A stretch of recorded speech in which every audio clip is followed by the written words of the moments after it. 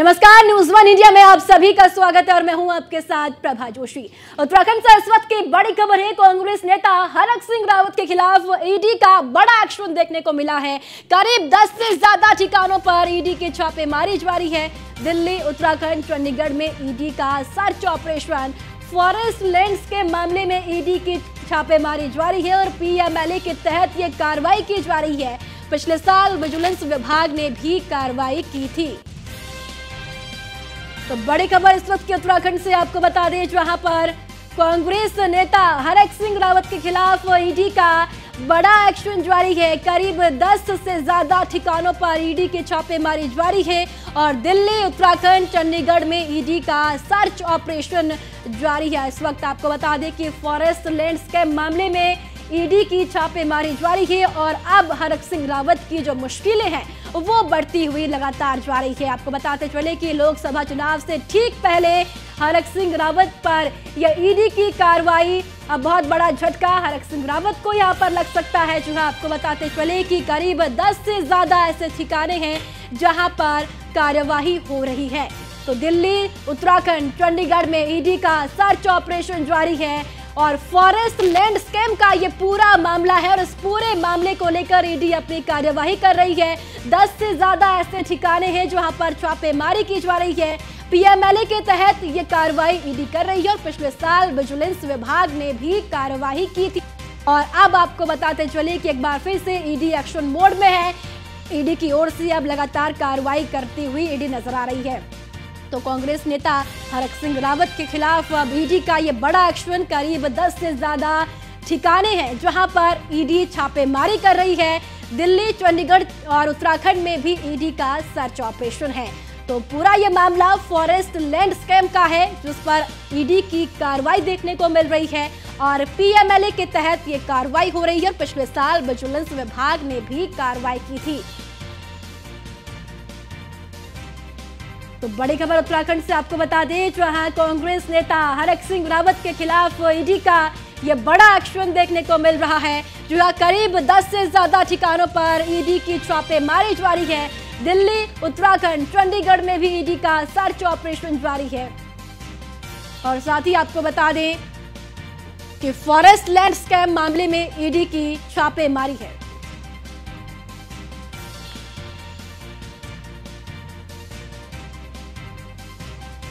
और चलो ऐसी खबर पर ज्यादा जानकारी के साथ दिल्ली से संवाददाता पीयूष तिवारी हमारे साथ जुड़ चुके हैं और साथ ही उत्तराखंड से ब्यूरो चीफ सुदीप जैन भी हमारे साथ है। सबसे पहले दिल्ली का रुख करेंगे। पीयूष, हरक सिंह रावत के खिलाफ ईडी का एक्शन जारी है। दिल्ली में भी छापेमारी चल रही है ईडी की। बिल्कुल, अगर हम बात करें तो हरक सिंह रावत के मामले में कहीं ना कहीं ईडी लगातार इसमें जांच कर रही थी और कहीं ना कहीं आज अचानक से करीब 12 से ज़्यादा जगहों पर ईडी की छापेमारी चल रही है और बताया जा रहा है कि एक जगहों पर करीब 3 से 4 जो अधिकारी हैं उनकी मौजूदगी है और जो ये पूरा मामला है फॉरेस्ट लैंड से जुड़ा हुआ ये मामला है। और आपने देखा कि इसमें पिछले साल की बात करें तो विजिलेंस विभाग ने भी इस तरीके की कार्रवाई की थी। लेकिन सबसे बड़ी बात है कि हरक सिंह रावत की अगर हम बात करें तो उन्हें देखा आपने कि किस तरीके से पिछले साल की अगर हम बात करें या उससे पहले की बात करें, हरक सिंह रावत जब बीजेपी में थे तो अनुशासनहीनता की वजह से उन्हें निकाला गया और कांग्रेस पार्टी में वो शामिल हुए। लेकिन ये जो पूरा मामला है इसमें सीबीआई की बात करें, ईडी की बात करें या विजिलेंस विभाग की बात करें, लगातार जो एजेंसियां हैं वो काम कर रही थी कि किस तरीके से इस जांच को आगे बढ़ाया जा सके। हालांकि अभी कांग्रेस पार्टी की ओर से आधिकारिक स्टेटमेंट नहीं आया है कि इसको किस तरीके से कांग्रेस पार्टी इस कार्रवाई को देख रही है। लेकिन आमतौर पर आपने देखा कि जब भी इस तरीके की कार्रवाई होती है तो कहीं ना कहीं ईडी और सीबीआई का दुरुपयोग बताया जाता है। लेकिन उत्तराखंड में एक बड़ी कार्रवाई चल रही है और दिल्ली भी इससे अछूता नहीं है। करीब 12 जगहों पर इस तरीके की कार्रवाई चल रही है और बताया जा रहा है कि कई ठिकानों पर कहीं ना कहीं महत्वपूर्ण जो दस्तावेज है वो ईडी के अधिकारियों ने बरामद किए हैं ताकि आगे उसमें जांच किया जा सके। इसके साथ ही ये जो कार्रवाई है वो शाम तक चल सकती है क्योंकि ईडी के अधिकारियों की यही कोशिश है कि जो आरोप हरक सिंह रावत पर लगे हैं उस पर किस तरीके से जांच किया जा सके और क्या हरक सिंह रावत की भूमिका इसमें है, इसमें कहीं ना कहीं जो जांच है वो हो सके। तो निश्चित रूप से आज एक बड़ी कार्रवाई कहीं ना कहीं ईडी की ओर से की जा रही है। जी सुदीप जी, अगर बात की जाए उत्तराखंड की तो उत्तराखंड में क्या इस वक्त हलचल कांग्रेस खेमे में देखने को मिल रही है? क्योंकि कांग्रेस के बड़े नेता हरक सिंह रावत पर अब ईडी का एक्शन, अब हरक सिंह रावत की जो मुश्किलें हैं वो अब बढ़ चुकी है। जी बिल्कुल, देखिए इस वक्त मैं विधानसभा में मौजूद हूं और विधानसभा से चंद कदमों की दूरी पर डिफेंस कॉलोनी है, जहां उनका घर है, जहां ईडी की सुबह से कार्रवाई चल रही है। हरक सिंह रावत अपने घर पर ही बताए जा रहे हैं, लेकिन जो नेता कांग्रेस के विधानसभा पहुंच रहे हैं वो इस कार्रवाई से इनकार कर रहे हैं। इस वक्त यदि आप देखें तो यशपाल आर्य जी हैं, जो लीडर अपोजिशन है, वो मीडिया से बातचीत कर रहे हैं। हालांकि वो इस पूरे प्रकरण से कि आखिर ये रेड क्यों हो रही है उनको जानकारी नहीं है, वो ऐसा कह रहे हैं। परंतु हरक सिंह रावत की मुश्किलें बढ़ना तय हैं। पहले विजिलेंस, फिर सीबीआई और अब ईडी, और उनके घर पर यह कार्रवाई अभी जारी है। माना जा रहा है उनके अन्य प्रतिष्ठानों पर भी ईडी पहुंच सकती है। जी सुदीप जी, क्या जानकारी मिल रही है उत्तराखंड में कहां पर ये छापेमारी चल रही है? क्या सिर्फ अभी देहरादून में ही छापेमारी है या देहरादून के अलावा कई और जिलों में भी छापेमारी होगी जहां पर हरक सिंह रावत के अपने ठिकाने हैं? जी देखिए, दो बातें हैं। अभी तक आधिकारिक रूप से पुष्टि हो गई है कि उनका जो घर है डिफेंस कॉलोनी वाला, वहाँ छापेमारी चल रही है। और दूसरा, जो इनका एक रेस्टोरेंट बना हुआ है आईएसबीटी के निकट, वहाँ भी टीम जा सकती है। और इस पूरे प्रकरण से जुड़े अफसर भी ईडी के रडार पर हैं, जो हमारी जानकारी है। हालांकि आधिकारिक रूप से भी पुष्टि नहीं हुई है। जी, अगर बात की जाए आज की विधानसभा सत्र है, क्या आज भी विधानसभा सत्र में ये मामला उठ सकता है? क्योंकि जिस तरीके से आप जानकारी दे रहे हैं आधिकारिक तौर पर ये बताया नहीं गया है, तो आज क्या विधानसभा में हंगामा हो सकता है इस पूरे प्रकरण को लेकर? जी देखिए, यूनिफॉर्म सिविल कोड पर चर्चा चल रही है, जो कल टेबल किया गया था, और क्वेश्चन आवर नहीं है। तो इस बात की उम्मीद बहुत कम है कि क्या होगा। हमारे साथ नेता प्रतिपक्ष यशपाल आर्य जी हैं। आर्य जी, यूनिफॉर्म सिविल कोड के मसले पर आज हाउस में डिस्कशन होना है, आज का क्या दिन होगा? देखिए, हमने कल भी कहा है कि इसे पर्वत समिति के सुपुर्दगी में जाना चाहिए, पर्वत समिति को सौंप दिया जाए और एक बार फिर इसकी रिपोर्ट को सदन के पटल पर प्रस्तुत किया जाएगा। उसके बाद इसमें चर्चा और उसको पारित किया जाना।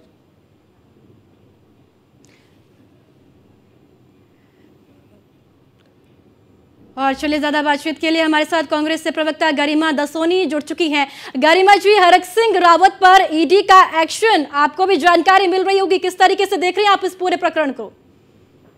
इस पूरे प्रकरण को मैं पॉलिटिकल वेंडेटा के रूप में देखती हूँ, एक बदले की भावना के रूप में देखती हूँ, भारतीय जनता पार्टी के नीचे गिरने के स्तर के रूप में देखती हूँ कि जब तक हरक सिंह रावत जी भारतीय जनता पार्टी के हिस्सा थे, तब तक उनमें भारतीय जनता पार्टी को खूबी नजर आती थी, कोई भ्रष्टाचार कहीं नहीं।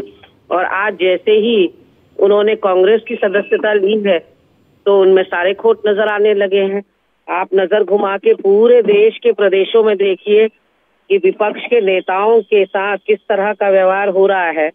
भारतीय जनता पार्टी देश के अंदर तानाशाही लाना चाहती है। प्रधानमंत्री का कल परसों जो सदन में बयान था, वो बहुत ही निंदनीय था कि अगली बार विपक्ष जो है वो दर्शक दीर्घा में देखने को मिलेगा। इसका मतलब प्रधानमंत्री और उनकी पार्टी का लोकतंत्र में विश्वास ही नहीं है कि वो विपक्ष को दर्शक दीर्घा में देखना चाहते हैं, क्योंकि एक मजबूत लोकतंत्र की आत्मा तो मजबूत विपक्ष में होती है।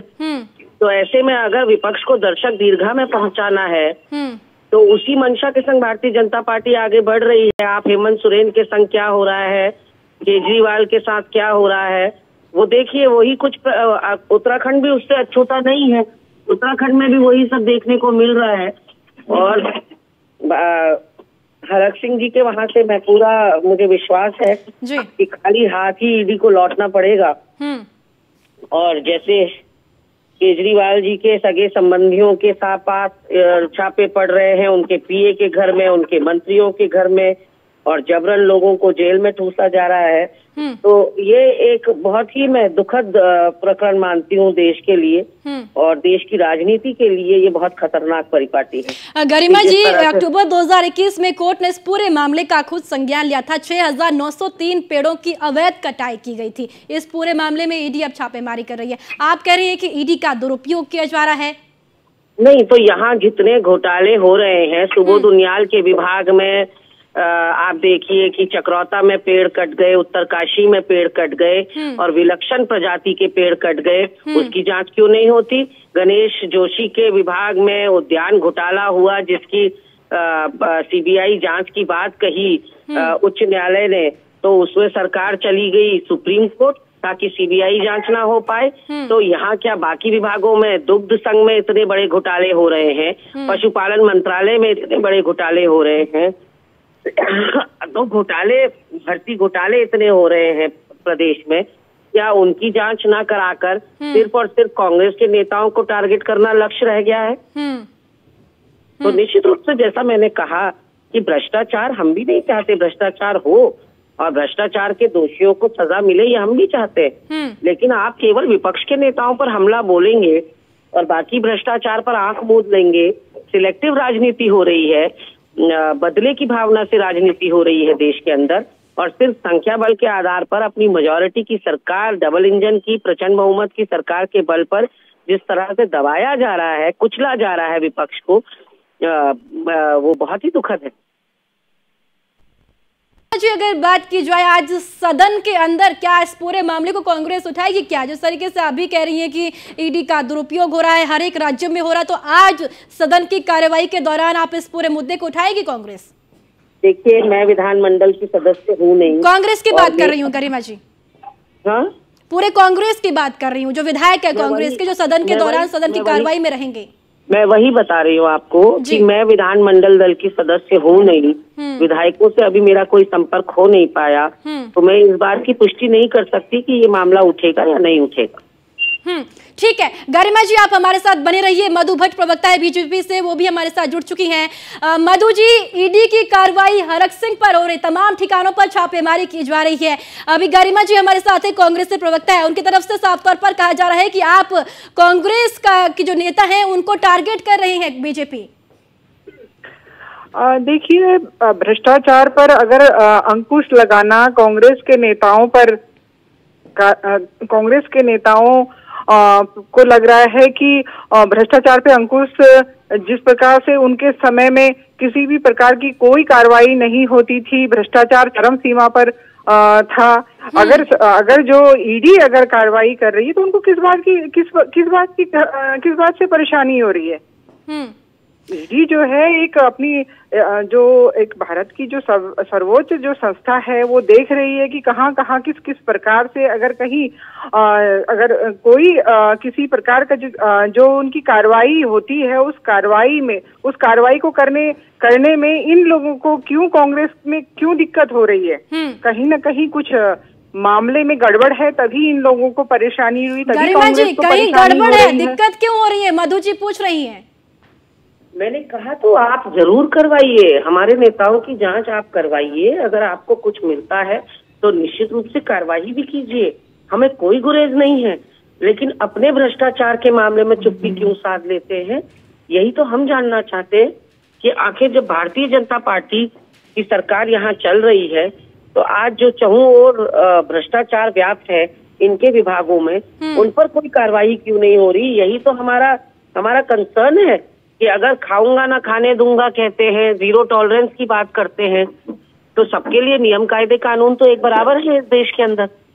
तो फिर जब उद्यान घोटाला होता है इतना बड़ा, जिसमें जो पौधा वितरण है वो स्थानीय विधायक के भाई को दे दिए जाते हैं पौधे, और जो डायरेक्टर हैं उद्यान विभाग के वो ठेंगा दिखा के हिमाचल प्रदेश चले जाते हैं एंड सीबीआई जांच को बीच में छोड़कर, उस पर ये मूक दर्शक क्यों बन जाते? और जब अंकिता के पिता ने कह दिया कि वीआईपी आपके संगठन महामंत्री हैं भाजपा के, तो फिर जांच क्यों नहीं हो रही?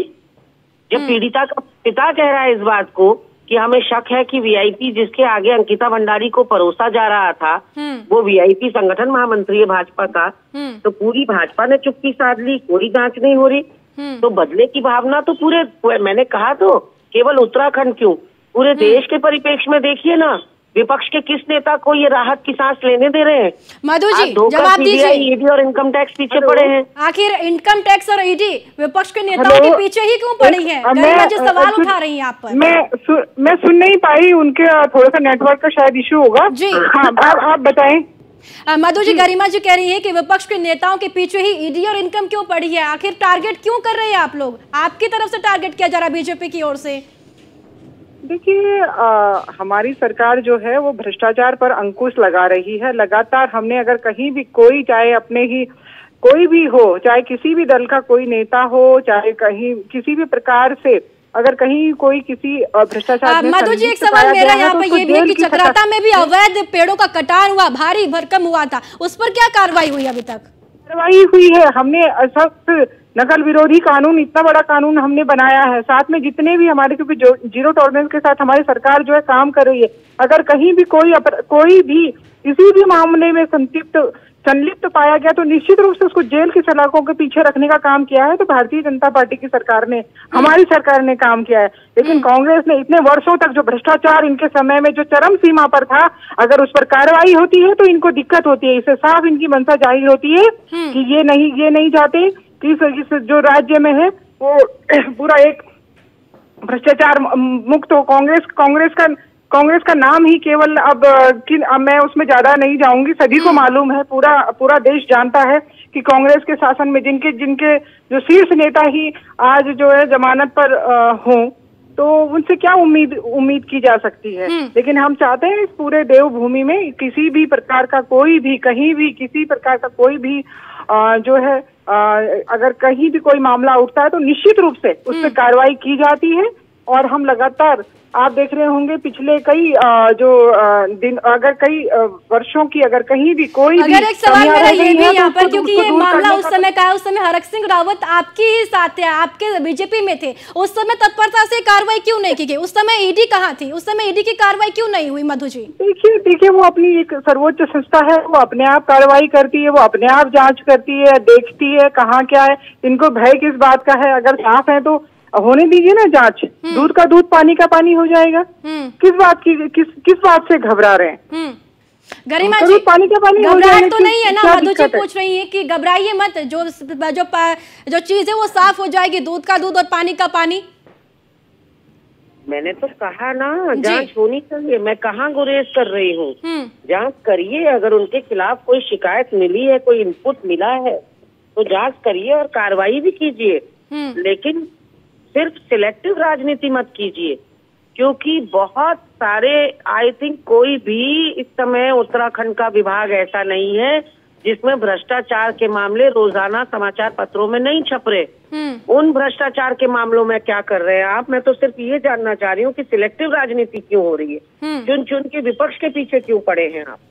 और जो प्रदेश मांग नहीं रहा है, प्रदेश मांग रहा है आपसे भू कानून, आपसे सशक्त लोकायुक्त, आपसे महिला अपराध में कटौती, आपसे रोजगार। चलिए ठीक है गरिमा जी, बहुत बहुत शुक्रिया आपका न्यूज़ वन इंडिया से बातचीत करने के लिए। मधु जी आपका भी बहुत बहुत शुक्रिया न्यूज़ वन इंडिया से बातचीत करने के लिए।